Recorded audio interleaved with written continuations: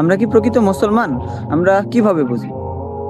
যদি আমাদের জিহ্বা এবং হাত থেকে সকল মুসলমান হেফাজত থাকে, তাহলে আমরা প্রকৃত মুসলমান। হযরত আব্দুল্লাহ ইবনে ওমর রাদিয়াল্লাহু তাআলা আনহু থেকে বর্ণিত, তিনি বলেন, নবী করিম সাল্লাল্লাহু আলাইহি সাল্লাম ইরশাদ করছেন, প্রকৃত মুসলমান তো সে যার জিহ্বা ও হাত থেকে সকল মুসলমান হেফাজত থাকে। কিন্তু আমাদের জিহ্বা ও হাত থেকে কি সকল মুসলমান হেফাজত?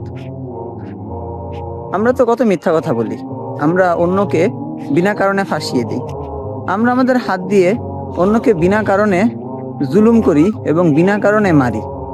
তাহলে আমরা কি প্রকৃত মুসলমান? আল্লাহ তাআলা আমাদেরকে প্রকৃত মুসলমান হওয়ার তৌফিক দান করুক এবং আমাদের জিহ্বা ও হাত থেকে সকল মুসলমান ভাই ও বোনদেরকে হেফাজত করুক। আমিন।